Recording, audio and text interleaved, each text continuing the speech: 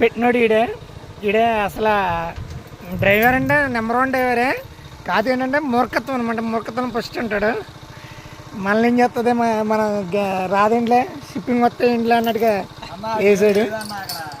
అది చేయడంతో మన వాళ్ళు అయితే టైం బ్యాడ్ చూద్దాం.